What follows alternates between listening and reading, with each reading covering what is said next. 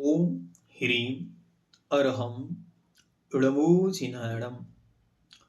आचार्य प्रवर श्रीमद महान दार्शनिक चिंतक सिद्धांत मर्मज्ञ करणानियोग्याता आचार्य श्रेष्ठ श्री उमास्वामी देव विरचित तत्वार्थ सूत्र महाग्रंथ अध्याय नंबर 3 सूत्र नंबर 32।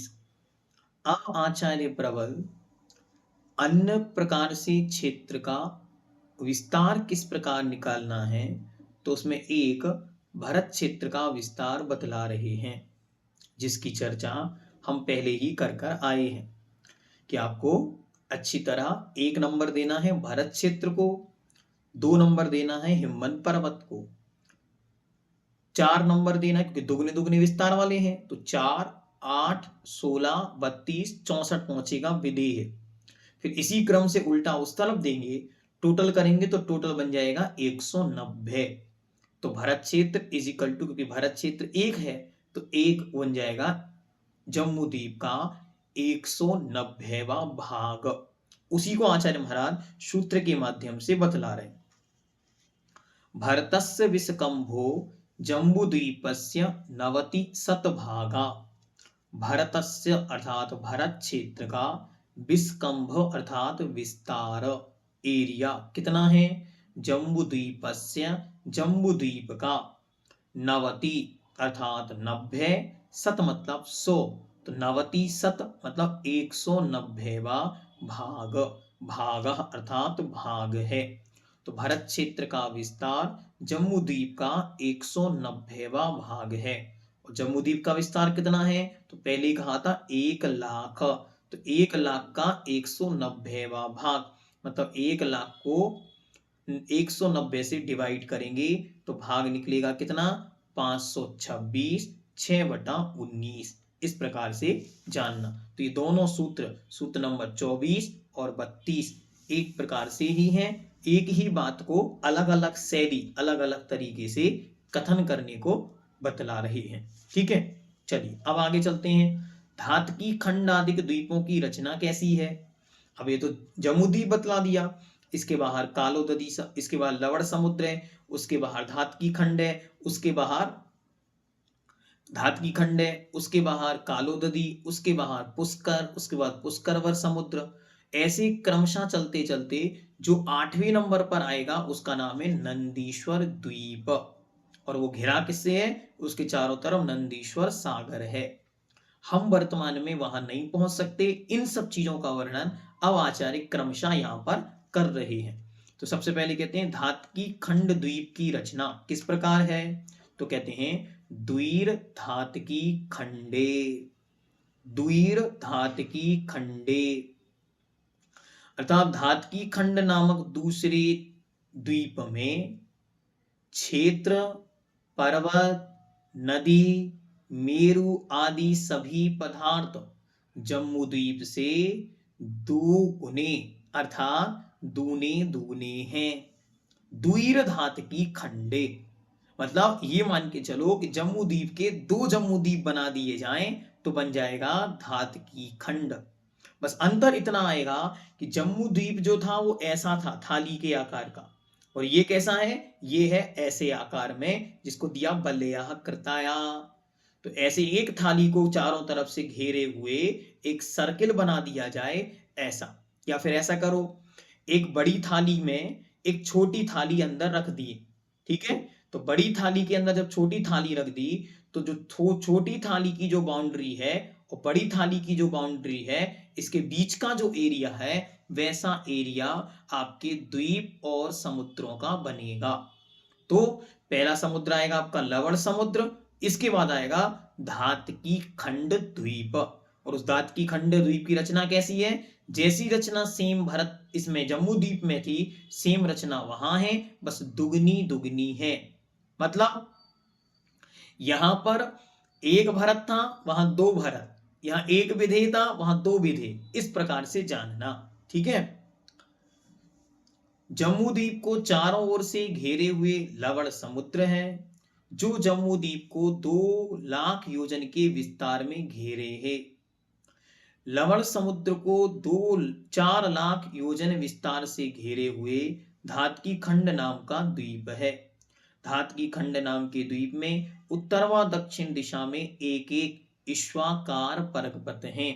मतलब उस एक क्षेत्र को ही दोनों साइड्स मानो ऐसा क्षेत्र है तो इस साइड एक ईश्वाकार और एक ईश्वा, इस तरफ ईश्वाकार ईशु आकार नाम के पर्वत हैं जो 100 योजन जमीन में तथा 400 योजन ऊंचे हैं। ये दोनों पर्वत लवण समुद्र के कालोदरी समुद्र तक लंबे हैं। इन पर्वतों के कारण धातकी खंड के 2 भाग, पूर्वार्ध धातकी खंड और पश्चिमार्ध धातकी खंड हो जाते हैं। इससे 2 भाग होगा, एक इस तरफ वाला और एक इस तरफ वाला, ईस्ट मोस्ट पार्ट और वेस्ट पार्ट, इस तरीके से 2 पार्ट हो जाते हैं।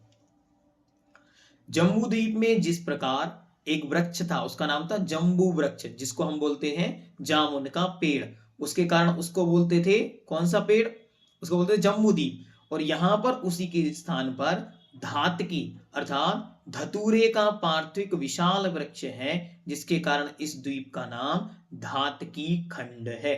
ऐसा जानना चाहिए। और इस सूत्र ने क्या कहा, द्वीर धातकी खंडे, वो धातकी खंड की रचना दुगनी दुगनी है। इस द्वीप में जम्बू द्वीप से पर्वत क्षेत्र, नदियां, तालाब सब दूने दूने हैं। यहाँ 14 क्षेत्र, 12 कुलाचल, 28 नदियां, 12 तालाब व विजय और अचल नाम के 2 मेरु हैं। यहाँ पे जम्बू द्वीप में एक था सुदर्शन नाम का मेरु, वहां विजय और अचल नाम के 2 मेरु हैं। इस प्रकार से जानना चाहिए। और इसके बाहर क्या है, तो इसके बाहर इस धातकी खंड को चारों ओर से घेरे हुए 8 लाख योजन विस्तार वाला कालोदरी समुद्र है। ऐसा क्रमशः जानना चाहिए। और ये ऐसे द्वीप समुद्र द्वीप समुद्र द्वीप समुद्र कितने हैं, असंख्यात द्वीप और असंख्यात समुद्र हैं। हाँ, असंख्यात द्वीप और असंख्यात समुद्र हैं, ऐसा जानना। अब एक विशेष बात, इन असंख्यात समुद्रों का जल कैसा है, तो लवण समुद्र का कैसा है, नमक के समान, लवण नमक का पर्यायवाची। फिर इसके बाद आया बारूनीवर, तो बारूनीवर का कैसा है, तो बारूनीवर का स्वाद मदिरा के समान है। बारूनी मतलब मदिरा, शराब के समान। क्षीर सागर का दूध के समान, धृतवर का घी के समान, कालोदरी, पुष्करवर तथा स्वयंभू रमण का समुद्र जल के समान, पानी के समान, तथा शेष असंख्यात द्वीप समुद्रों के जल का स्वाद इक्षु रस के समान है। ये बात विशेष आपको जाननी है, ठीक है। और इन समुद्रों के विषय में कुछ विशेष, तो लवण समुद्र, कालोदरी मतलब पहला नंबर वाला समुद्र, कालोदरी दूसरे नंबर वाला समुद्र, और असंख्यातवें नंबर अंतिम समुद्र जो है जिसका नाम है स्वयंभू रमण समुद्र, इनमें जलचर जीव पाए जाते हैं। अर्थात इनमें मछलियां होती हैं, मत्स्य, बड़े बड़े मगरमच्छ आदि को होते हैं। शेष समुद्रों में जलचर जीव नहीं पाए जाते, मतलब बीच के जितने भी हैं उनमें जलचर जीव अर्थात मछली, मेंढक, मगरमच्छ आदि नहीं पाए जाते, ऐसा जानना चाहिए। अब आगे कहते हैं इसके आगे क्या है, यहां तक तो कालोदरी समुद्र हो गया, इसके बाद है पुष्करवर द्वीप। तो पुष्करवर द्वीप के विषय में कुछ विशेष बात है जिसे सूत्र नंबर 34 में बतलाते हैं। पुष्करार्धे च, पुष्करार्धे च अर्थात पुष्कर कैसा है, आर्धे च आधी रचना वाला है। पुष्करवर द्वीप के आधे भाग में संपूर्ण रचना धातकी खंड द्वीप के समान है। अब हम यहां से नापें तो ये जो हमारे सामने आया है ये इस तरह जम्मू द्वीप था, इसकी डबल रचना same to same as it is कहां थी, धातकी खंड में। और बिल्कुल सेम टू सेम रचना पुष्करवर के आधे क्षेत्र में है। आधे क्षेत्र में क्यों है, क्योंकि उसके आधे क्षेत्र में एक पर्वत है जिसका नाम है मानसोत्तर पर्वत। उसके कारण वो पुष्करवर नाम का द्वीप बीच में से आधा कट जाता है, इसलिए उसको बोलते हैं पुष्करार्ध, पुष्कर का आधा भाग। 16 लाख योजन विस्तार वाले वलयाकार का मानसोत्तर पर्वत है। मानसोत्तर पर्वत के पहले पहले की रचना धातकी खंड के समान है। इस द्वीप में अपने परिवार सहित पार्थिव पुष्कर वृक्ष हैं। यहाँ पुष्कर नाम के वृक्ष हैं, इसलिए इसका नाम पुष्करवर द्वीप है, इसलिए इसका नाम पुष्करवर द्वीप है। क्या समझ में आया? जम्बू द्वीप की सेम रचना डबल होकर धातकी खंड में है, और जैसी धातकी खंड की रचना है एज इट इज रचना आगे के द्वीप जो पुष्कर द्वीप है उसमें है, क्योंकि उसके आधे भाग में मानसोत्तर नाम का पर्वत है। इस कारण उसका आधा एरिया ही बचा, उस आधे एरिया में ये सेम टू सेम रचना धातकी खंड के समान होती है। और आगे की स्थिति क्या है उसके आगे? तो कह रहे हैं प्रांग मानुषोत्तरान मनुष्यः, प्रांग मानुषोत्तरान मनुष्यः, अर्थात प्रांग अर्थात पहले तक, या यहां तक, इसके पहले पहले तक, मानसोत्तर अर्थात मानसोत्तर पर्वत के पहले अर्थात अड़ाई द्वीप में ही मनुष्य मनुष्य होते हैं। इसके बाहर मनुष्य नहीं होते, इसलिए उस पर्वत का नाम ही है मानसोत्तर पर्वत। मांस अर्थात मनुष्य, और उत्तर, उत्तर मतलब होता है आगे, इसके आगे मनुष्य नहीं होते, इसलिए उसका नाम रख दिया मानसोत्तर पर्वत। और इसके अंदर अंदर अड़ाई द्वीप में, आप लोग बोलते ना अड़ाई द्वीप, अड़ाई द्वीप, ये क्या होता? तो अड़ाई द्वीप मतलब अड़ाई मतलब ढाई द्वीप। ढाई द्वीप कैसे हुए? तो एक जम्बू द्वीप पूरा, एक धातकी खंड पूरा, और पुष्करवर का आधा, तो 2 और आधा, ये हो गया अड़ाई द्वीप। इनको अड़ाई द्वीप भी बोलते हैं, अड़ाई द्वीप भी बोलते हैं। ध्यान रखना, जम्बू द्वीप 1, धातकी खंड 2, और पुष्कर का आधा भाग, पुष्करार्ध, तो पुष्कर का आधा भाग, तो टोटल हो गए अड़ाई द्वीप या अड़ाई द्वीप। ठीक है, इनमें ही आपके 5 मेरु आ जाएंगे, इनमें ही आपके 5 भरत आ जाएंगे, इनमें 5 ऐरावत आ जाएंगे, और इनमें ही 160 विदेह आ जाएंगे, और टोटल 5 विदेह और उनकी 160 नगरियां भी आ जाएंगी। तो टोटल मिला के पंच भरत, पंच ऐरावत, विदेह आदि के 170 जिनेभ्यो नमो नमः, वो आपके इन्हीं सब में बन जाएंगे। 5 भरत हो गए। कैसे? जम्बूद्वीप का 1 भरत, हाँ दिमाग में क्लिक करो, 5 भरत कैसे बनेंगे? जम्बूद्वीप का 1 भरत, धातकी कंड के 2, और पुष्करार्ध के 2, तो विधेय कितने हो गए?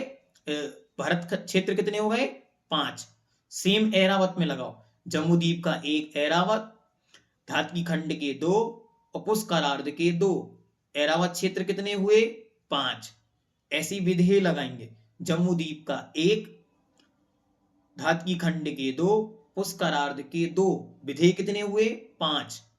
मेरु लगाएंगे, जम्बूद्वीप का 1, धातकी खंड के 2, पुष्करार्ध के 2, तो 5 मेरु, जिनकी हम पंच मेरु की पूजन करते हैं। ठीक है, और जम्मू जो 5 विधेय हैं उन एक विधेय में 32 नगरियां होती हैं, तो 32 32 इंटू 5, 5 विधेय, तो कितने हो गए? टोटल हो जाएंगी 160 नगरियां।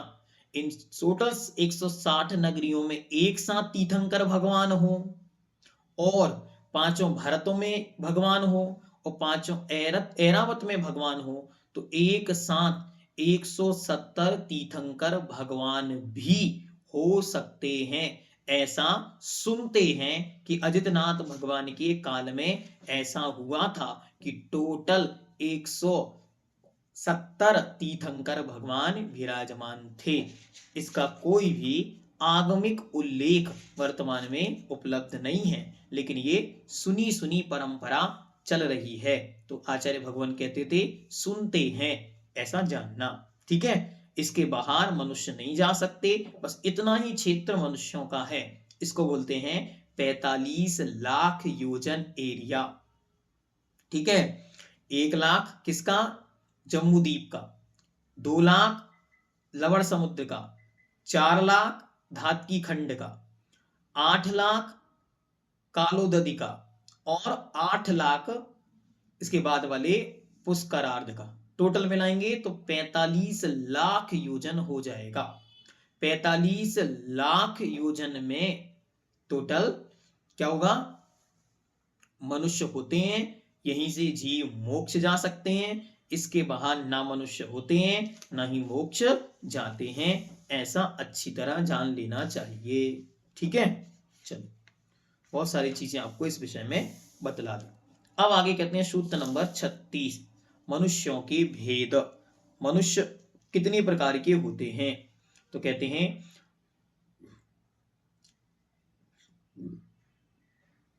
आर्या मलेच्छाश्च, आर्या मलेच्छाश्च, आर्या और मलेच्छ, आर्य और मलेच्छ, ऐसे मनुष्य 2 प्रकार के होते हैं। एक आर्य जो गुणों से सहत हो अथवा गुणवान पुरुष जिनकी सेवा करें उनको आर्य कहते हैं। जो धर्म क्रिया आदि से युक्त हो वो कहलाते हैं आर्य। और दूसरे होते हैं मलेच्छ, जो गुण कर्म से हीन, आचार विचार से भ्रष्ट और धर्म कर्म से रहित होते हैं, वे मलेच्छ कहलाते हैं। हम सब कौन है?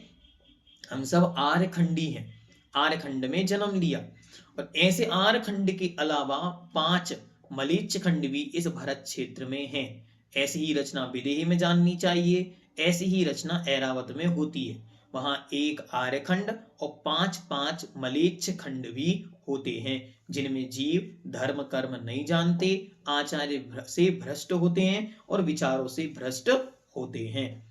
कोई प्रश्न पूछेगा कि भैया जी यहाँ पर रहने वाले आर्यखंड में रहने वाले जीव भी यदि आचार और धर्म कर्म से भ्रष्ट हो तो उनको क्या जानना? तो उन्हें आर्यखंडी मलेच्छ जानना, कि जन्म तो उनका आर्यखंड में हो गया लेकिन क्रिया से वे मलेच्छ ही हैं, ऐसा भी जानना चाहिए। ठीक है, चलिए आगे चलते।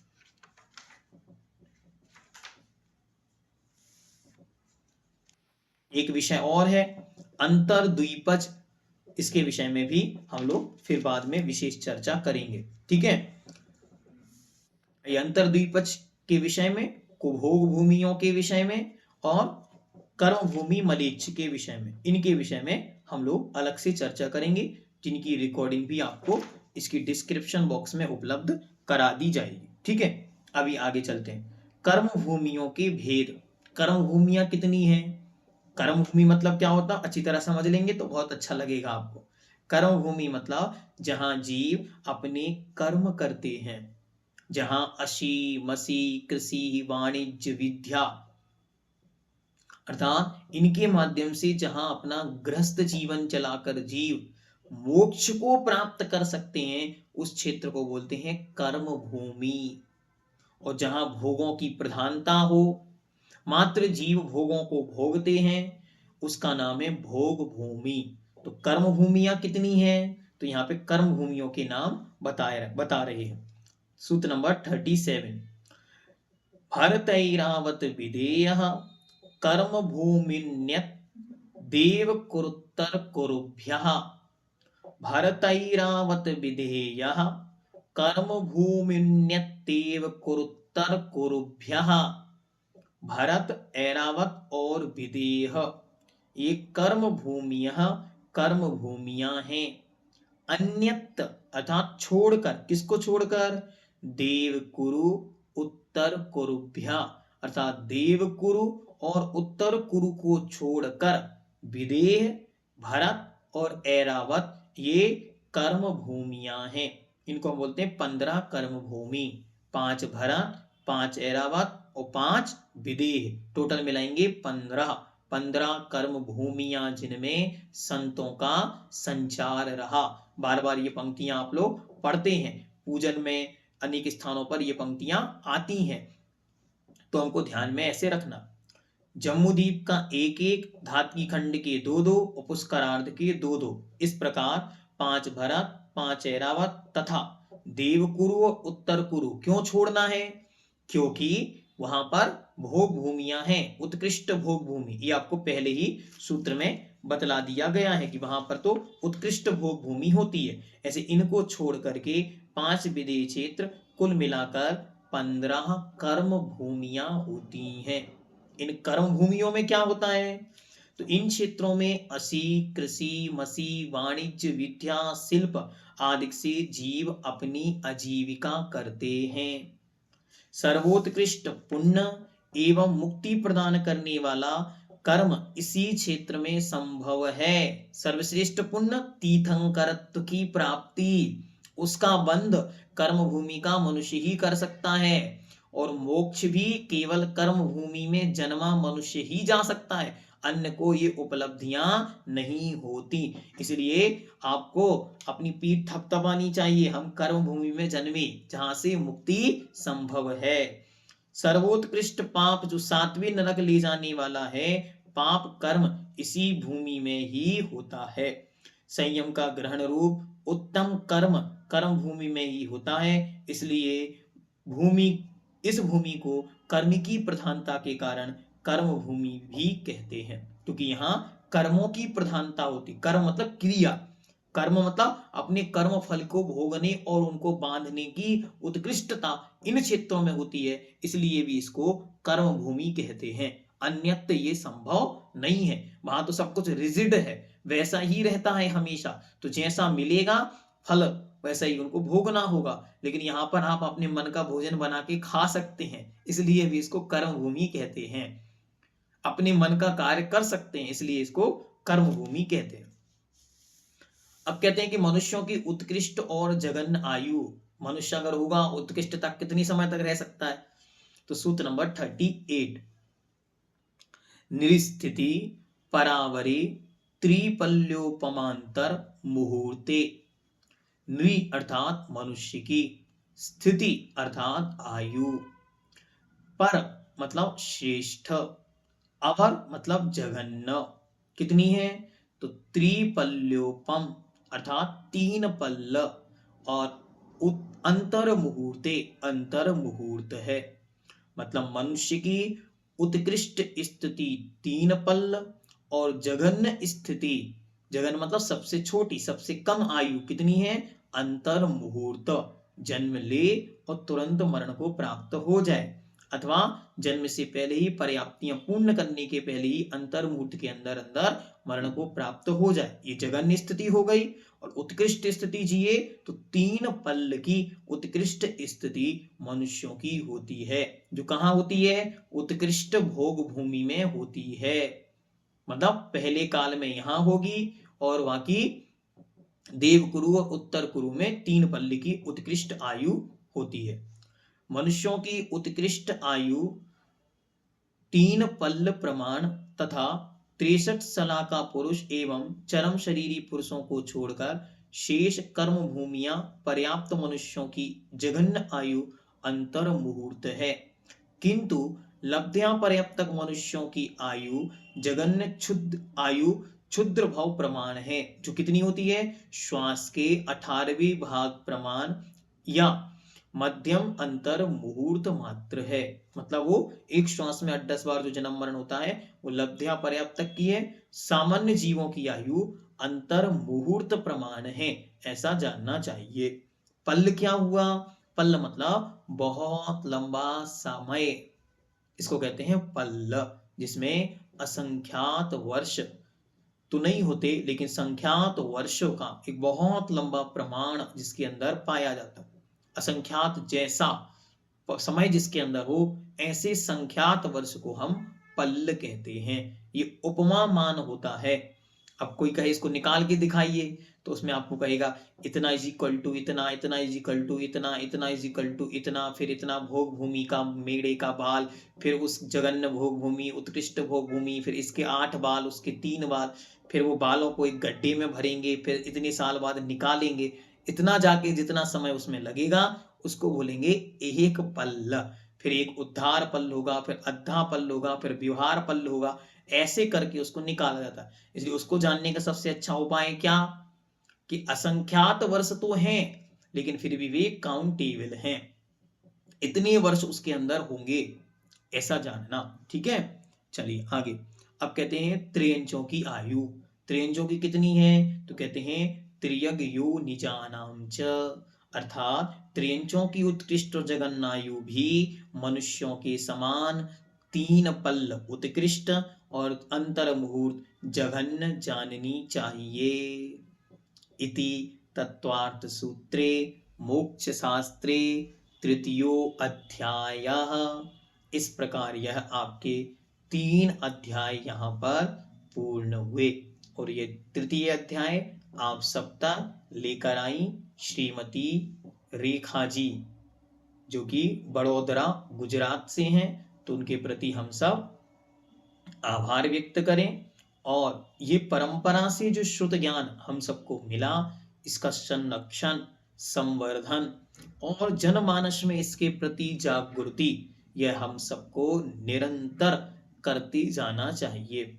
शुद्ध ज्ञान है, पूर्व में ही हमने आपको कहा था कि इसमें बहुत सारी बातें ऐसी होंगी जो हमारे लिए किसी भी एंगल से फिट ही नहीं बैठेंगी, कहीं से भी मापो हम माप ही नहीं पाएंगे।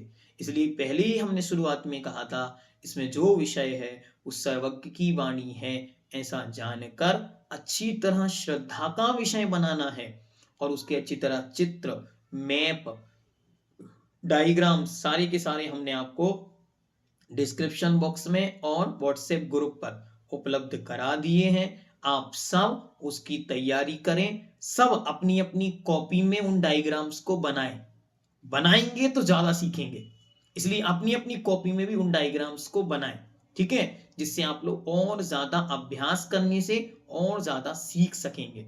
और जो डायग्राम्स आपकी किताब में बने हुए हैं उनमें भी इन सूत्रों को घटाएं कि ये वाला सूत्र कहाँ जा रहा है, ये वाला सूत्र किस क्षेत्र के लिए लग रहा है, इस वाले क्षेत्र से इस सूत्र का कनेक्शन बैठ रहा है। ऐसा करने से भी आपकी बुद्धि की प्रखरता बढ़ेगी और बहुत सारा नॉलेज गेन आप कर सकेंगे। बहुत अच्छी तरह इनका एक्सप्लेनेशन तिलोकसार, तिलोपन्नति, राजवार्तिक, हरिवंश पुराण आदि ग्रंथों में किया गया है, तो वहां से भी हम इनका अध्ययन करें। और डीप में जितना जानना चाहते हैं, सब विषय को आचार्यों ने खूब विस्तार से खोला है।